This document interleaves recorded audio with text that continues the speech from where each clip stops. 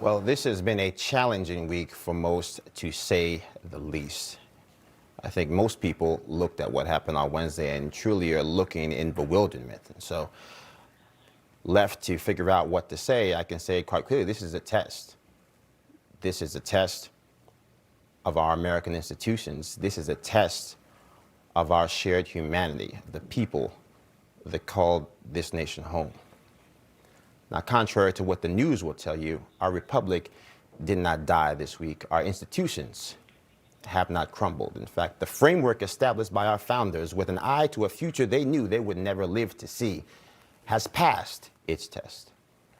But right now, in the aftermath of the disgraceful display we witnessed in the Capitol, it is quite clear that large swaths of we the people are failing our final examination. What part of Make America Great Again involves breaking into offices and stealing and damaging public property? What part of a movement for law and order involves beating officers of law enforcement to the ground and chasing law enforcement up the stairs, beating them upside their head with a fire hydrant? Those are not patriots that breached the halls of Congress. They were hooligans who disgraced the history of this great nation and the legacy of our movement with their lawlessness.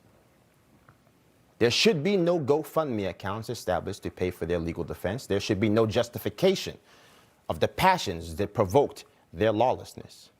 5 people are dead. The People's House was transformed into an official crime scene. When history is written, in spite of all the judges that have been appointed, in spite of all the jobs that were created, in spite of a line drawn in the dirt to put America first, the haunting images of January 6th will be a permanent stain on what has been a consequential 4 years of governance. And you should take that deeply personal. And yet at this moment that we have reached here, when we should all be able to come together and call out this abhorrent behavior, we somehow can't stop kicking our neighbors. We can't stop antagonizing our fellow man. Now, Democrats, they want to impeach President Trump. Big tech has already banned President Trump. And yet all of them seem oblivious to one clear fact. You can't hurt Donald J. Trump. He has 11 days remaining in office. He is immune to their castigation. The only thing any of this will do is harden his support and further damage a clearly divided nation. And yet, while they preach unity, they simultaneously appear unwilling to broker peace. Conversely, conservatives seem intent on highlighting the egregious hypocrisy of the media's coverage and the left's response to months of lawlessness in our cities in comparison to their hyperbolic response to the upheaval in our capital this week. But here's the thing, though. For better or for worse, we have seen cities burn before. We've seen Newark and Watts in the 60s. We've seen the LA riots in the 90s, and we definitely witnessed a nation burn this entire summer. But we have never seen the Capitol breached because it hasn't happened since the year of 1812. So what happened this week was not normal. There is no comparison. No, it was not a coup, but it was an unmitigated multi-generational failure of unparalleled proportions. And for people from that in any way does a disservice to this movement we love as a whole. So yes, the press has been unhinged. And the left does seem more interested in retribution than reconciliation. But the left and the media doesn't get to tell us how to treat each other, treat each other. That choice belongs to us. So we should all be mad as hell right now. But vengeance is not a prerequisite for peace. And unfettered anger has never produced unity that we so clearly need in the history of the world. We have to do better, and that has to start right now, before our anger chokes us all.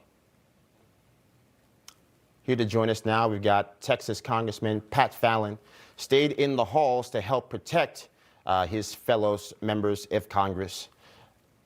Congressman, thank you so much for joining us. I think some of people may know you from your days at Notre Dame. Your constituents obviously know you for your service for them in Congress. But really, I want to start by talking to you about your experience in those moments when the halls of Congress were breached, what you were feeling, what your colleagues were feeling. Walk us through that, please. Joe, thank you for having me. It was quite a day and really surreal. We were debating the finer points of the Constitution in the Electoral College. This would be in my freshman's, I think it was our third day of work. And I thought things were going very well. And I was planning on objecting to Pennsylvania, Arizona, Georgia, Wisconsin, and Michigan on solely constitutional grounds. And suddenly they removed Nancy Pelosi from the chamber. That's not all that odd. Sometimes the presiding officer has a meeting, what have you.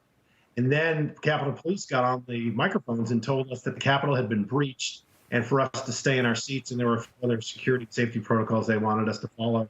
And we were looking at one another going, holy hockey. One of which was, I didn't feel that someone else had already talked about it, so it's out there, that there is a gas mask underneath each seat in Congress. And I looked at one of the veteran members and I said, have you ever had to use this before? Did you know it was here? And he said, no.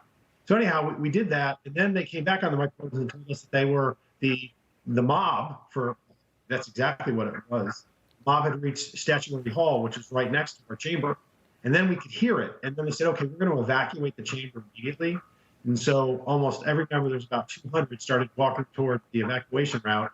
And I stood up to do the same, and I looked over my shoulder, and there was Representatives Tony Gonzalez, a freshman from Texas, Troy Nels, the same, Bonnie Jackson, fellow named Mark Wayne Mullins from Oklahoma, and they were standing their ground and helping augment Capitol Police because there just weren't that many of them there. Then the mob reached the actual doors, the center doors where the president traditionally walks through during a State of the Union address. So I was like, there's no way I'm leaving if those brave souls are going to stay there and help with the effort. So I did that, and then Troy Nels had ripped out a piece of furniture that was held a hand sanitizer stand, and he was using it as a club, and there was another one about 20, 30 feet away. So I ran and sprinted to that, ripped it out of its station, came out, adrenaline was flowing. And we didn't know it was on the other side of that door. We didn't know if there was 30 people, 300 people. We didn't know if they were armed. We didn't know what they were intending to do. And it was one of those things. It was really Band of Brothers. We needed help. And the police officers usually say, oh, we've got this. They were asking us to secure another door. It was so thinly manned. And we did that for one another. We did it because this cannot stand. We don't bow to the mob. The mob were cowards. They shouldn't have been there in the first place. Now, I want to talk to you a little bit because obviously, Congress has the power to investigate as part of their purview. How do we walk through what happened? I think from the outside looking in, a lot of us would assume that this was, of all days, a day where the Capitol should have been most secure. You've got the vice president himself presiding over a joint session of Congress. The only time you would think that the Capitol would be more secure would be during the State of the Union. So how, with the circumstances as they were, did this happen? What is your understanding? What has been communicated to you? And how do we ensure that something like this never happens again by virtue of Congress taking the necessary steps to get to the bottom of this? That's a great question, and it's one we need to look into immediately. We need to look at the rules of engagement, the instructions and the code of conduct that the Capitol Police were given. I think they've already said that they were terribly undermanned. We have to look at who's responsible there. And yeah, of course, in a day like this where there's going to be protests, and let's not look over the fact, gloss over the fact that there were hundreds of thousands of peaceful protesters out there, and 300, 400, 700 mob, criminal trespassers, and somebody was murdered because of it, and other people lost their lives. So they crossed over a line. How did that happen? I am perplexed. It's been 3 days, and I still can't understand it. It's surreal. We are, who our enemies are? China, Russia, Iran, and they're laughing at us because we can't secure our legislative branch of government. I mean, this is the same thing as if the White House was overrun. We can't, or the Supreme Court. This cannot stand and can never happen again. It hasn't happened, as you mentioned, in nearly 200 years or over 200 years, and it can't. So we need to have an investigation. People need to be held to account. And the folks, when I screamed when the door was about to be breached, and by the way, it never was. The Senate was breached, but the House wasn't, because House members that, in a representative republic stood. And I was surrounded by lions. I was surrounded by heroes on that day. And I screamed, "This is our house." And what I meant by that is, this is our house. This is the people's house. We are not going to let the mob take over. We will not bend, and we will not lose ground. And no one flinched. And those members should be lauded by their constituents. Amen to that. I think, you had so many people on that day recounting their experiences. To your point, we have these gas masks under each chair going back to 9/11. And so again, in this post 9/11 world, where we saw so many recounts on 9/11 of people calling their loved ones, not sure if they were ever going to make it out of the building. We have those chilling phone calls and messages from people that didn't make it out of the building. Were you afraid for your life? What was the atmosphere amongst your colleagues? And again, are there any takeaways beyond what you've already told us that you think we should take from this? Yeah, at one point we moved a very large piece of furniture to barricade the door. And again, think about what we're saying here. We were moving furniture around in the House of Representatives to barricade the door from Americans. This should, again, never happen. So we were doing that. While we were doing that, the glass broke. And it wasn't like somebody took a big club and it shattered. It was small holes. And somebody screamed, "Rounds fired, shots fired." And it did look like, Joe, it really did look like bullets. We, to this day, don't know. I suspect it may have been very sharp sticks. But at that moment, I really thought those were rounds being fired into the chamber. Somebody had an automatic weapon. And fortunately, we were moving the piece of furniture, so nobody was in that line of fire, even if just with the glass breaking. And at that moment, I really thought this might be it, because we only had about a dozen of us left, but we were acting as a rear guard to ensure that the other members could get out, both Republicans and Democrats. So in this cloud that the mob created, there was this silver lining of bravery and courage by Representatives Neal, Gonzalez, Jackson, Mullins. I remember Ken Buck was there from Colorado. So this is something that we need to really take to heart is, as Americans, we need, and as conservatives too, we support your right of dissent, all of our rights, but we must do it peacefully. And we did condemn the violence and when cities burnt this summer. And we're condemning this as well because we're consistent.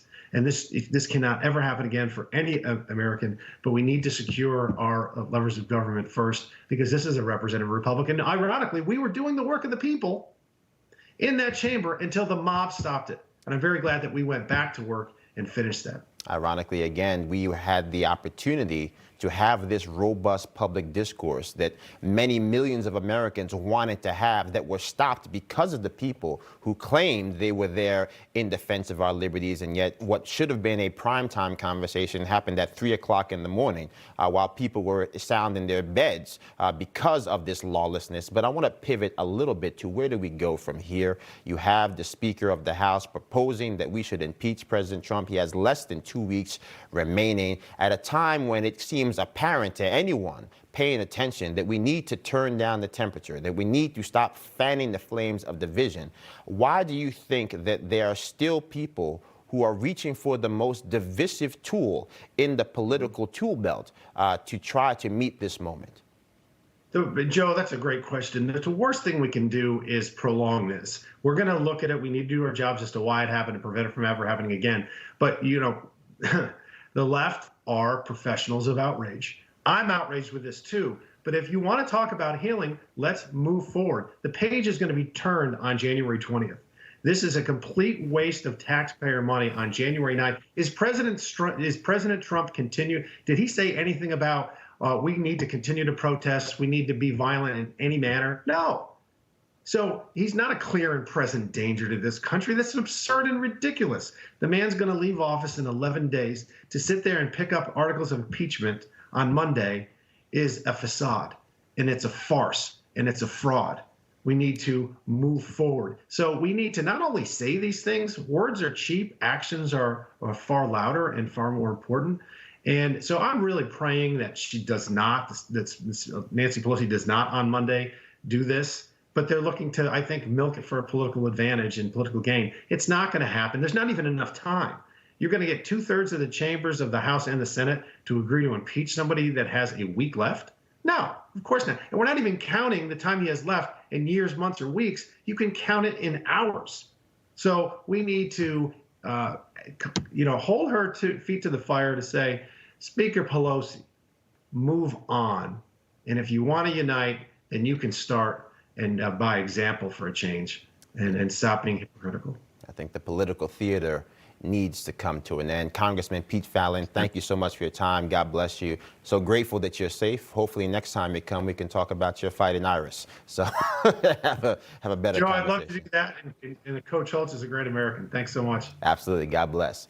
All right. Coming up, two presidential historians will join us to put the past week in historical perspective. Stick with us. You're watching Saturday Agenda.